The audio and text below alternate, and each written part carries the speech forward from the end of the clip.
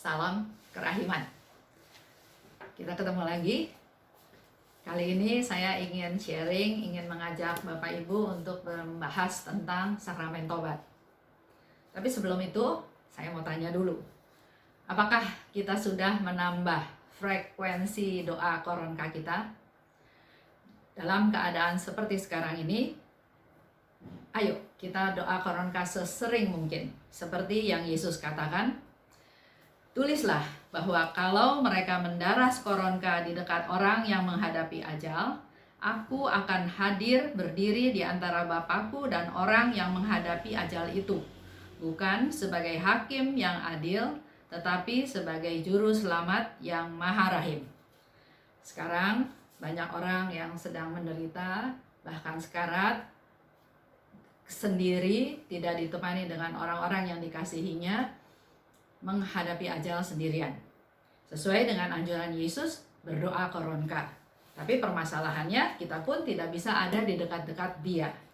Kita lihat dari diary 1797. Yang tadi diary 1541. 1797, putriku, bantulah aku menyelamatkan jiwa-jiwa.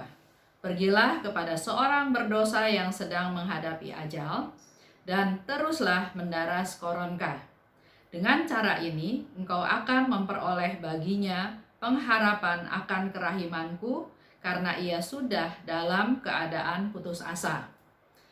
1798, tiba-tiba aku mendapati diriku berada di suatu pondok yang asing bagiku, di mana seorang lelaki lanjut usia sedang menghadapi ajal di tengah siksaan-siksaan yang berat.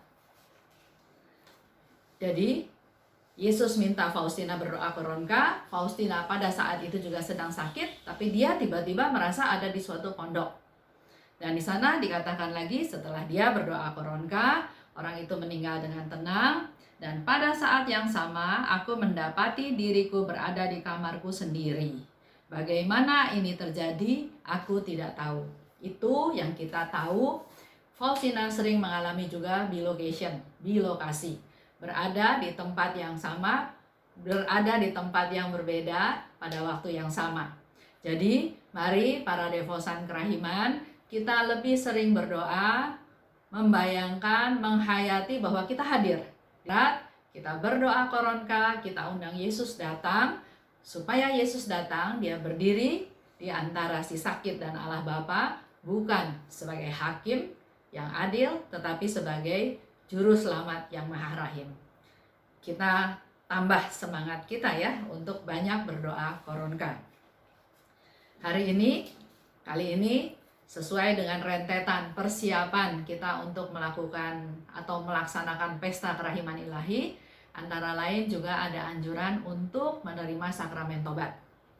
Ada kata-kata yang bagus dari Bapak Paus Fransiskus pada saat dia mengumumkan tahun yubileum luar biasa kerahiman ilahi tahun 2015-2016. Dikatakan seperti ini. Berbelas kasih adalah suatu perjalanan yang dimulai dengan pertobatan spiritual. Kita, devosan kerahiman, ingin belajar, ingin menjadi orang-orang yang berbelas kasih. Tapi kunci yang utama adalah bahwa kita harus masuk ke dalam pertobatan spiritual. Karena pertanyaannya, bagaimana kita bisa menerima rahmat dari Tuhan kalau kita masih berdosa, kalau kita masih dipenuhi dengan kesalahan-kesalahan dan kita tidak menyesali perbuatan-perbuatan kita. Dan bila kita bisa melakukan pertobatan, maka belas kasih yang kita dapat dari Tuhan akan menjadi suatu perjalanan dalam hidup kita, supaya gaung, dampak, akibat dari perbuatan belas kasih itu bisa menyebar, mencapai semua orang, baik orang yang percaya maupun orang yang belum percaya, dan sebagai tanda bahwa kerajaan Allah sudah ada di tengah-tengah kita. Kita ingat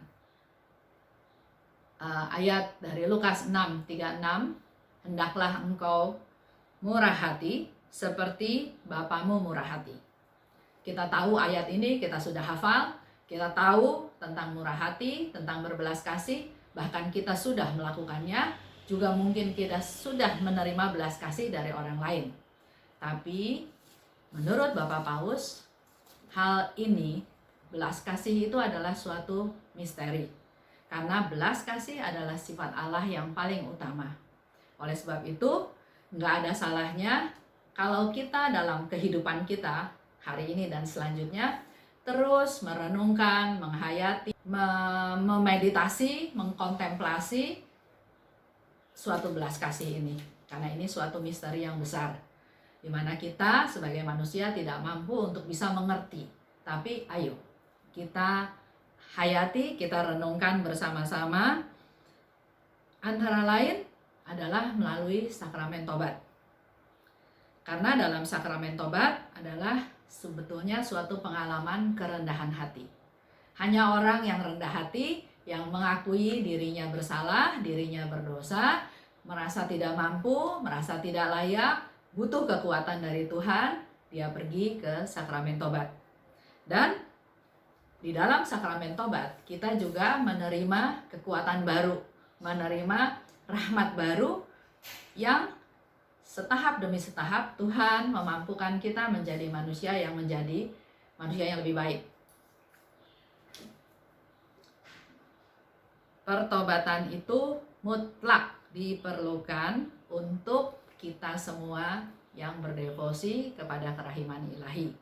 Karena dikatakan, bagaimana mungkin kalau kita masih sombong, kita tidak merasa bersalah, bahkan sering juga dalam sakramen tobat. Saya pun sering pernah mengalami hal itu, bahwa saya mengaku dosa, saya bersalah, saya ceritakan, tapi di dalam cerita itu saya menyalahkan orang lain. Itu bukan pertobatan menurut saya. Bertobat itu adalah menyesali, tahu salah, tahu kelemahan, dan datang ke sakramen tobat untuk memperoleh pengampunan dari Tuhan. Tapi yang terpenting adalah bahwa saya punya iman bahwa Allah itu Maha Rahim, bahwa Allah itu berbelas kasih, bahwa Allah itu pasti mengampuni saya. Dengan iman seperti itu, sekarang saya datang ke sakramen tobat, saya menceritakan pengalaman saya, kesalahan saya, tapi saya yakin bukan Tuhan ingin mencatat kesalahan saya apa saja terus menghukum, tapi dengan mengaku artinya saya sadar kelemahan-kelemahan saya, dan Tuhan akan memberikan rahmat-rahmat yang dibutuhkan. Di dalam diary 113 kita belajar ya dari Faustina. Di sana dikatakan manfaat dari pengakuan. Jadi kalau kita mengaku dosa, manfaatnya adalah kita harus punya ketulusan dan keterbukaan penuh. Kita belajar menjadi tulus dan terbuka. Karena kalau tidak tulus dan tidak terbuka, maka kita tidak akan memetik manfaat apapun dari rahmat-rahmat yang Tuhan berikan. Kedua, kita butuh kerendahan hati. Kita dilatih untuk menjadi rendah hati. Karena kalau masih sombong, sombong itu akan membelenggu jiwa dalam kegelapan. Dan yang ketiga, belajar ketaatan. Karena kalau tidak taat, maka kita tidak akan memperoleh kemenangan. Di diary nomor 377 juga dikatakan, kalau kita pergi ke sakramen tobat, satu, kita tujuannya adalah untuk disembuhkan. Kedua, untuk dididik. Yang namanya pendidikan itu akan selalu berlangsung selama umur kita, selama kita masih hidup. Jadi berdasarkan pengalamanku, kata Faustina, bahwa atas dasar kekuatan sendiri, jadi Tuhan, saya salah, saya bertobat, saya nggak akan lakukan lagi. Kalau itu dilakukan dengan kekuatan sendiri, maka jiwa itu tidak akan maju. Ada beberapa teman sampai sekarang masih meragukan, kenapa saya harus menerima sakramen tobat? Kenapa saya harus mengaku dosa? Kenapa? Tuhan ada, Tuhan bisa dengar doa saya, Tuhan dengar penyesalan saya, dan saya bisa menjadi lebih baik. Tapi di 3:7-7 di sini pengalaman Faustina sendiri mengatakan bahwa berdasarkan pengalamanku, pengalaman Suster Faustina yang sekarang menjadi Santa Faustina, bahwa atas dasar kekuatan sendiri jiwa tidak akan maju. Di diary 225, semakin papa jiwaku, semakin kurasakan samudera kerahiman Allah yang melanda aku. Semakin kita rendah hati, semakin kita enggak membela diri, semakin kita merasa tidak punya apa-apa, tidak bisa apa-apa, semakin kita bisa menerima rahmat dari Tuhan. Semakin kita merasakan samudera kerahiman Allah. Saya baca apa yang Yesus katakan dalam diary 1602. Hari ini Tuhan berkata kepadaku, putriku, setiap kali engkau pergi ke pengakuan dosa, ke mata air kerahimanku, darah dan air yang memancar dari hatiku mengalir ke dalam jiwamu dan membuat jiwamu semakin mulia. Setiap kali engkau pergi ke pengakuan dosa, dengan pengharapan yang besar, benamkanlah dirimu sepenuhnya dalam kerahimanku, sehingga aku dapat mencurahkan kelimpahan rahmatku atas jiwamu. Apabila engkau menghampiri kamar pengakuan, ketahuilah bahwa aku sendiri sedang menantikan engkau di sana. Aku hanya bersembunyi di balik sosok imam, tetapi aku sendirilah yang bekerja di dalam jiwamu. Di sini, jiwa yang papa bertemu dengan Allah yang Maha Rahim. Katakanlah kepada jiwa-jiwa bahwa dari mata air kerahiman ini, jiwa-jiwa hanya dapat menimba rahmat dengan bejana pengharapan. Kalau pengharapan mereka besar, maka kemurahanku tidak ada batasnya. Banjir rahmat akan menggenangi jiwa-jiwa yang rendah hati. Jiwa yang sombong akan selalu tinggal dalam kemiskinan dan kepapaan, sebab rahmatku menghindar dari mereka dan mengalir kepada jiwa-jiwa yang rendah hati. Di sini luar biasa ya, Tuhan Yesus katakan bahwa setiap kali kita pergi ke sakramen tobat, darah dan air yang memancar dari hatiku mengalir ke dalam jiwamu dan membuat jiwamu semakin mulia. Kita tahu gambar Yesus yang Maha Rahim, dari hatinya yang Maha Kudus memancar dua sinar. Sinar merah melambangkan darah, melambangkan kehidupan baru. Sinar pucat melambangkan air yang menyucikan. Dan Yesus katakan, darah dan air memancar dari hatiku.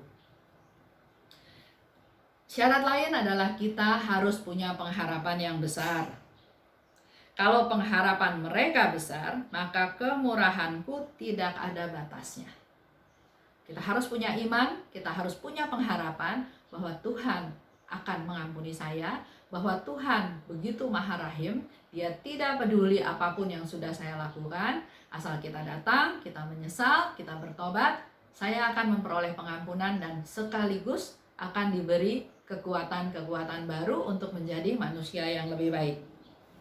Dikatakan lagi juga oleh Tuhan bahwa aku sendiri sedang menantikan engkau di sana. Jadi kalau Bapak Ibu tergerak ingin menerima sakramen tobat, itu adalah panggilan Tuhan. Itu adalah suara Tuhan yang menggerakkan kita untuk datang. Jangan ragu, jangan nanti aja, jangan pilih nanti imam yang tidak dikenal atau ada pertimbangan-pertimbangan lain. Karena mungkin saja Yesus yang memanggil kita. Karena dikatakan, aku sendiri sedang menanti engkau di sana. Kalau buat saya pengertiannya, saya sering misa pagi, saya juga pergi ke adorasi. Di dalam adorasi kita bisa berdua sama Tuhan, tapi juga bisa ada orang lain di dalam ruangan tersebut. Tapi di dalam sakramen tobat, saya percaya Tuhan sudah menunggu saya di sana. Jadi pada waktu saya masuk ke ruang sakramen tobat, hanya saya berdua dengan Tuhan. Karena Yesus juga katakan di sini bahwa imam itu hanya sebagai alat, hanya sebagai perantara. Apa yang dikatakan oleh imam Apa yang dikatakan oleh Bapak pengakuan itu adalah kata-kata dari Yesus sendiri. Nomor yang lain, saya coba lihat, saya coba baca 14:48. Ini semua saya ingin sharing supaya teman-teman lebih sungguh-sungguh lebih punya kerinduan, keinginan untuk menerima sakramen tobat. Dulu disebut pengakuan dosa. Sekarang lebih dipopulerkan dengan nama sakramen tobat, sakramen rekonsiliasi. Bahkan sering kita dengar sakramen kerahiman. 14:48. Tulislah, berbicaralah tentang kerahimanku. Tunjukkanlah kepada jiwa-jiwa di mana mereka harus mencari penghiburan, yakni dalam sidang kerahiman. Di sana, mukjizat yang terbesar terjadi dan tak henti-hentinya diulangi. Bicara tentang sidang kerahiman. Ya, bicara tentang sidang kerahiman. Apa sih sidang kerahiman? Disebut sidang kerahiman karena kita akan menerima penghakiman, sama seperti sidang pengadilan, pengadilan negeri, pengadilan tinggi, dan seterusnya. Betul. Disebut sidang kerahiman karena kita menerima penghakiman, bukan untuk dihukum. Ingat ya, bukan untuk dihukum, tapi untuk menerima cinta kasih Allah. Itu iman kita. Itu iman kita. Jadi jangan saya ngaku dosa saya bla bla bla, kemudian imam melakukan himbauan atau memerintahkan doa 10 Bapa kami, doa 10 Salam Maria. Terus kita pikir, waduh, saya dihukum. Jangan pernah berpikir seperti itu, ya. Kita berdoa 10 Salam Maria, kita berdoa 10 Bapa kami, bukan hukuman, tapi itu sebagai penitensi atas kesalahan-kesalahan kita. Dan yang perlu diimani adalah bahwa kita masuk ke dalam sidang kerahiman untuk menerima cinta kasih Allah. Kedua, kita bicara juga tentang indulgensi. Karena dikatakan juga tadi di dalam sakramen tobat, di dalam sakramen pengakuan, kita akan menerima indulgensi. Indulgensi adalah dosa yang mendapat indulgensi. Nah, ini harus diingat. Sering orang bilang, ya sudah, tidak usah ngaku dosa, nanti waktu pesta kerahiman kan dapat indulgensi penuh. Tinggal saya menerima komuni, saya ikut misa, mendapat rahmat indulgensi penuh, saya dihapuskan dari dosa dan hukuman. Di sini saya mau ingatkan bahwa indulgensi yang diberikan hanya dosa-dosa, hanya untuk dosa-dosa yang sudah kita akukan, kita akui di dalam sakramen tobat. Jadi buat Bapak Ibu yang belum mengakukan kesalahannya, kelemahannya, kelalaiannya di dalam sakramen tobat, silahkan menerima sakramen tobat. Dalam situasi sekarang ini kembali lagi, tidak mungkin kita bisa mempersiapkan diri seperti yang seharusnya. Tapi Bapak Paus Fransiskus begitu banyak memberikan kelonggaran, dalam tanda kutip, kemudahan. Yang penting kembali lagi adalah ketulusan. Sungguh-sungguh bertobat, sungguh-sungguh mohon ampun pada Tuhan. Dan di dalam tips, kalau kita mengaku dosa, dikatakan bahwa mengaku dosa sampai sekecil-kecilnya. Jangan ada yang disembunyikan. Jangan ada yang seolah-olah dilupakan. Saya juga kadang lupa. Ya sudah, lupa. Tapi jangan pura-pura lupa, ya. Itu mungkin Bapak Ibu bisa baca di diary nomor 269. Contohnya Faustina melakukan pengakuan dosa sampai ke hal yang kecil-kecilnya. Karena Yesus juga bilang, kalau tidak lengkap, tidak seluruhnya ada yang disembunyikan, maka ada rahmat-rahmat juga yang tidak bisa diturunkan. Kedua, kita punya pengharapan yang besar. Kita harus punya pengharapan yang besar. Bisa dibaca tadi dari diary 1602. Itu aja yang saya mau sharing tentang sakramen tobat pada hari ini. Kembali lagi, semuanya adalah persiapan untuk pesta kerahiman. Sakramen tobat doa Koronka. Untuk pertemuan berikut, saya akan bicara tentang pesta kerahiman ilahi. Terima kasih atas perhatiannya. Salam kerahiman.